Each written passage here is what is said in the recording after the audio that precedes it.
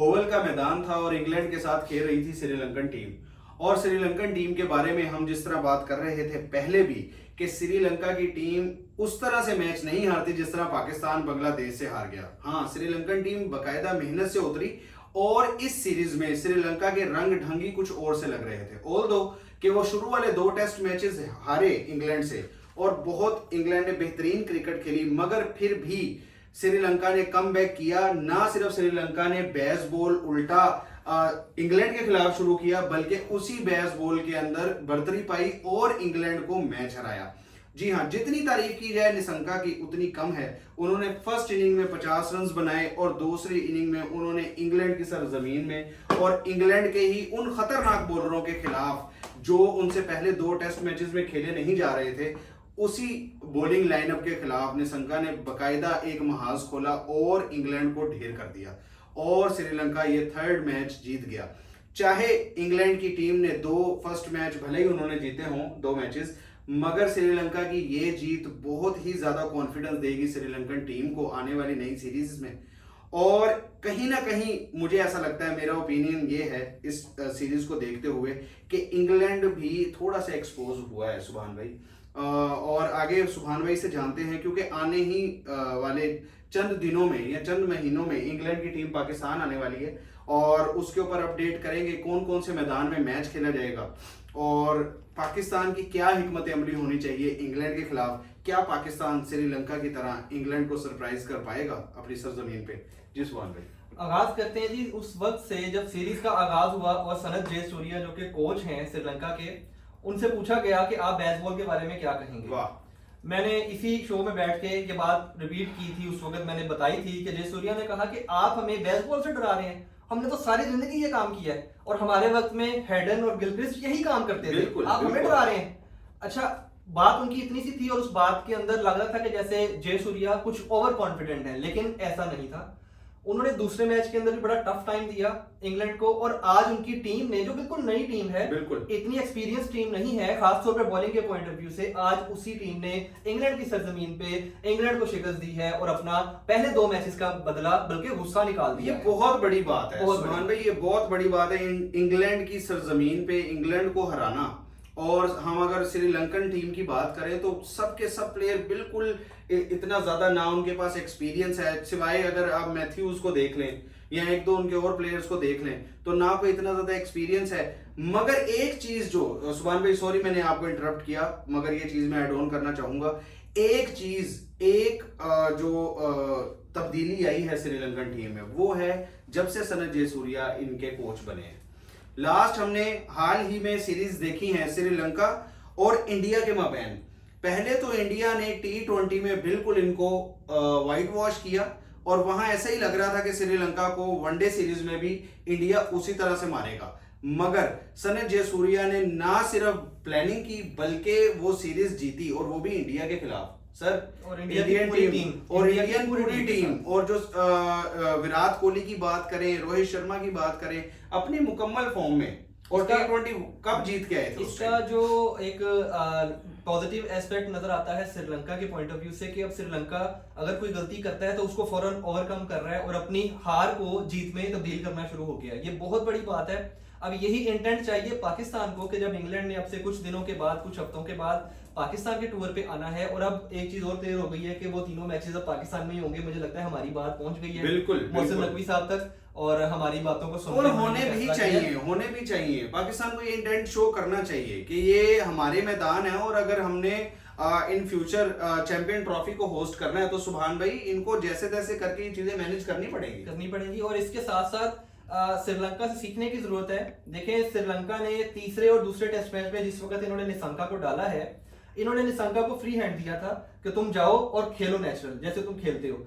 वो वनडे और T20 का प्लेयर है, वो अग्रेसिव खेलने को पसंद करता है, तो उसने टेस्ट क्रिकेट के अंदर भी वही गेम खेली है। तो देख लें, आज दूसरा ही टेस्ट मैच जो वो इंग्लैंड में खेल रहा था, उसमें पहली इनिंग में वो 50 करता है और दूसरी इनिंग में वो अनबीटन 100 करता है और अपनी टीम को बहुत अच्छे तरीके से बहुत बड़े मार्जिन से कामयाबी दिलाता है। देखिए, पाकिस्तान के लिए अब इसमें सीखने के लिए बड़ा कुछ है, खासतौर पे हमारे जो नए लड़के हैं, साइम अयूब हैं और 1-2 लड़कों को इन्होंने मौका देने का डिसाइड किया है। मुझे पता चला है कि अब आने वाले दिनों में हुरैरा को डाला जाएगा और इसके साथ साथ शाहीन साइम अयूब की आपने बात की है, थोड़ा सा ठहर जाए यहाँ पर। साइम अयूब अभी तक जितने उनको चांसेस दिए गए हैं, क्या लगता है वो पाकिस्तानी देखिए वो 1 मिनट के लिए अप हैं, दूसरे मिनट के लिए डाउन है। देखिए ये तो पाकिस्तानी होने की निशानी है। मगर वो जो एक झलक हमें सईद अनवर की और नहीं, जो लोग बात कर रहे हैं देखिए- कि साइम अयूब को इसलिए इतने ज्यादा मौके दिए जा रहे हैं, एक लेफ्ट हैंड एक एग्रेसिव बैट्समैन मिले हैं, एक तो ये है बात, मगर सईद अनवर तो ऐसे नहीं थे बिल्कुल। एक बात तो ये है कि इतनी जल्दी हम किसी के साथ भी कंपेयर नहीं कर सकते। देखें, अगर हम पहले मैच के बाद या 5 मैचेस के बाद कहेंगे ये सईद अनवर मिल गया या आमिर सोहेल मिल गया या इंजमामुल हक मिल गया या यूनुस खान मिल गया, तो इतनी जल्दी हम किसी पे भी तकिया नहीं कर सकते। बाबर आजम के ऊपर हमने बड़ा अरसा उसको सपोर्ट किया, बाबर आजम ने कई जगहों पे परफॉर्म किया, इस वक्त एक बैड पैच में से गुजर रहा है। लेकिन मैं लास्ट टाइम आपसे बात कर रहा था इसी शो में कि बाबर आजम के ऊपर इस वक्त हमारे सारे सीनियर प्लेयर्स का एक आशीर्वाद है। कोई माने या ना माने, सब हमारे जितने भी प्लेयर्स हैं, इंजमाम, यूनुस, यूसुफ, वो सब बाबर के ऊपर हाथ रखा हुआ उन्होंने, क्योंकि उन्हें पता है कि इस जैसा प्लेयर नहीं आना और इस जैसा प्लेयर इस वक्त हमारी कैटेगरी में मौजूद नहीं है। बाबर पे बैट पैच चल रहा है, कोई बात नहीं, जब कवर करेगा तो इंशाल्लाह। मेरा आपसे एक सवाल है सुभान भाई, और थोड़ा सा सुन के आपको ऐसा लगेगा मैं बड़ा अजीब सा आपसे सवाल पूछ रहा हूँ। मुझे ये बताएं कि हम एक मोबाइल की एक मिसाल ले लेते हैं। एक मोबाइल, एक दौर था जब मोबाइल नोकिया की एक टेक्नोलॉजी चला करती थी, वो मतलब पुराने दौर के फोन बटन्स वाले होते थे और वो येलो लाइट्स और व्हाइट लाइट्स में होते थे वो मोबाइल, वो चला करते थे 90s में, और मेरे ख्याल 2000 तक भी वो चले हैं। और आज जब हम अभी करंट देखें तो आज हम आईफोन 15 और 16 प्रो मैक्स हम उसकी बात करते हैं। मतलब वक्त के साथ साथ टेक्नोलॉजी और चीजें इतनी बदलती जा रही हैं और हर चीज जिद्दत की तरफ जा रही है। हमारा मुल्क कैसा है, हमारी बैटिंग लाइनअप कैसी है कि आज तक मतलब वो 1992 से आगे 90s के जो प्लेयर्स थे, आज के प्लेयर हमारे 90s के प्लेयर से मैच ही नहीं कर पा रहे। मतलब अगर आप इंडियन टीम की बात करें तो उनकी टीम में अगर उस वक्त सचिन तेंदुलकर थे, तो आज जिद्दत आई है, वक्त बदला है, तो उनकी टीम में विराट कोहली है, उनकी टीम में रोहित शर्मा है, उनकी टीम में सूर्य कुमार यादव है। अगर हम ऑस्ट्रेलिया की बात करें तो 90s में अगर उनके पास रिकी पॉन्टिंग थे, माइक हसी थे, तो आज उनकी टीम में क्या उसका नाम है, उसके बाद क्लार्क आए, उसके बाद फिर स्मिथ आए, वहां पर हेड खेल रहे हैं। मतलब नए से नई जिद्दत, जिस जिस मुल्क में जिद्दत आती गई है वो मुल्क आगे की तरफ गए हैं। पाकिस्तान में वो जिद्दत क्यों नहीं आ रही? हम आज भी उन्हीं की बात कर रहे हैं, आज भी हम वसीम अकरम, वकार यूनुस, शुएब अख्तर, इंजमामुल हक, मतलब हमारे जितने भी ये, फिर इनका क्या फायदा? ये जो लीग हो रही है, बिल्कुल फिर सही बात कर रहे हैं, लीग तो फिर पैसे जाया करने का काम कर रही है हमारे मुल्क में। अगर इन्होंने नया टैलेंट हंट ही नहीं करना तो नहीं, नया टैलेंट हंट कर लेते हैं, उसको सर्च कर लेते हैं, लेकिन उसको मौका नहीं नहीं, अगर हंट किया है तो वो उस तरह का टैलेंट क्यों नहीं आ रहा, उसको उतना पॉलिश क्यों नहीं किया जाता कि वो हमारे पुराने लोगों को बुलाएं और कुछ नए प्लेयर आए आगे। टैलेंट वहीं से आ रहा है, इसमें तो कोई दो राय नहीं है, टैलेंट तो आ रहा है। जैसे आप अगर देखें, नसीम शाह आए हैं, नसीम शाह के भाई आए हैं, उबैद शाह, हुनैन शाह, बॉलर अच्छे हैं सारे। देखिए, जब इनको आपने फाइंड कर लिया, इसका मतलब ये नहीं है कि आप हीरा, अगर आप किसी कान में जाते हैं ना, किसी हीरे की कान में जाते हैं, वहां कोयले के अंदर से आपने हीरे निकालने होते हैं, जब आप वहां से हीरा सर्च कर लेते हैं और उसके ऊपर से अगर आप कोयले की जो डस्ट है वो साफ नहीं करेंगे तो हीरा वैसे पड़ा रहेगा, वो गंदा, मतलब गंदा सा, उसके ऊपर चमक नहीं आएगी, उसको कोई खरीदेगा नहीं। आपने सर्च कर लिया कि हीरा मिल गया हमें, ठीक है, अब आप उस पर मेहनत नहीं कर रहे कि यार मैं क्यों मेहनत करूं जी, मैं अपने हाथ में काले कर लूं, उस पर मेहनत भी आप नहीं करनी है। देखिए, सिर्फ फाइंड करके बता देना जी मैंने ढूंढ लिया, मैं ये हीरा निकाल के ले आया, और भाई लेकर आए, उसको पॉलिश करो, जिम्मेदारी ले लो उसकी। फिर बिल्कुल मोहम्मद यूसुफ है, आपका इंजमाम है, यूनुस है, ले जिम्मेदारी बैटिंग की।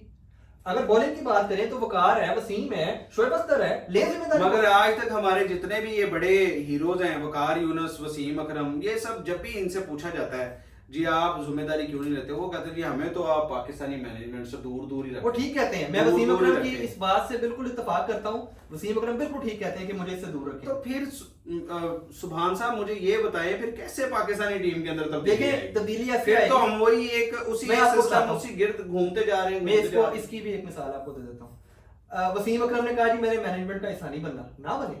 लाहौर के अंदर की टीम आपने देखी है, वो अपना सेपरेट कैंप लगाते हैं, वो अपने लड़के तैयार करके बाहर भेजते हैं। बिल्कुल ऐसे ही है। वो तो नहीं कहते कि हमारे पास वसीम अकरम आए, वो तो लड़के खुद निकालते हैं, ऑस्ट्रेलिया भेजते हैं, तैयार करवाते हैं, वापस ला के आपको हारिस रऊफ दे देते हैं, आपको फरीदून खान दे देते हैं, आते हैं तो आपको वो कोई ना कोई नया शाहकार दे देते हैं, जहांदाद खान दे देते हैं। तो लाहौर के अंदर भी तो कर रही है।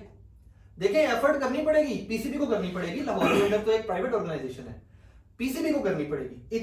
इस दौर के अंदर जितना काम लाहौर के अंदर कर रही है पीसीबी के लिए या पाकिस्तान के लिए, इतना काम कोई फ्रेंचाइज नहीं कर रही, ये बात माननी पड़ेगी। वसीम अकरम कहता है मैंने मैनेजमेंट में नहीं आना, ठीक है आप ना आए, लेकिन आप अपनी एकेडमी के अंदर से लड़के तैयार करके निकाल के दें। मुझे याद है वसीम अकरम की बात, वकार यूनिस कोच हुआ करते थे, 2008-9 की बात है।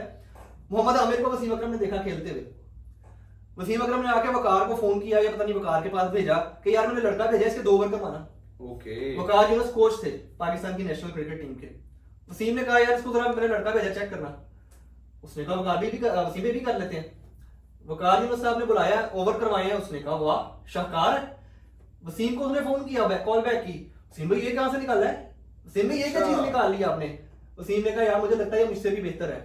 ये ऑन रिकॉर्ड बात है वसीम अकरम की, ये काम भी उन्होंने छोड़ दिया है, पहले कर रहे थे। हाँ, इस तरह अगर हो तो पाकिस्तानी टीम एटलीस्ट ये करते हैं तो कहीं ना कहीं निकाले हैं, आपको निकालने चाहिए। देखें इस चीज में तो कोई दो राय नहीं है कि पाकिस्तान में टैलेंट नहीं है, टैलेंट से भरा हुआ मुल्क है ये, और इसी धरती ने बहुत अजीम अजीम खिलाड़ियों को जन्म दिया है। आज ठीक है थोड़ा सा हम टेक्नोलॉजी में, थोड़ा सा हम मैनेजमेंट में पीछे जरूर रह गए हैं, मगर इस उम्मीद के साथ हम इस शो के इख्तिताम की तरफ चलते हैं कि पाकिस्तान में इस टैलेंट को ना सिर्फ हंट किया जाएगा बल्कि पाकिस्तान में अच्छे अच्छे प्लेयर्स को बनाया जाएगा, और जो कि पाकिस्तानी मुल्क के झंडे को ऊपर करेंगे और सुरखरू करेंगे, और पाकिस्तान भी इंशाल्लाह ताला अच्छी सीरीज और अच्छे स्टैट्स में दोबारा आएगा। और जाते हुए एक थोड़ी सी आपको न्यूज़ दे दूं कि कल 2 दिन हम एपिसोड नहीं कर पाए, मेरे फादर इन लॉ थे, उनकी डेथ हो गई है। अल्लाह ताला जिनके घरों में जिनके वालिदैन जिंदा हैं, अल्लाह ताला उनको सेहत वाली लंबी ज़िंदगी दे, और जिनके वालिदैन इस दुनिया से जा चुके हैं उनको उनकी मगफिरत फरमाए और उनको जन्नत में आला मुकाम और दर्जे दे। और सुभान भाई की भी बहुत ज़्यादा तबीयत ख़राब रही इन 2 दिनों में, इसलिए एपिसोड पे नहीं आ सके, इनको भी अल्लाह ताला सेहत दे, और इंशाल्लाह ताला गुगली क्रिकेट के एक नई एपिसोड के साथ हम हाजिर होंगे। अल्लाह निगहबान।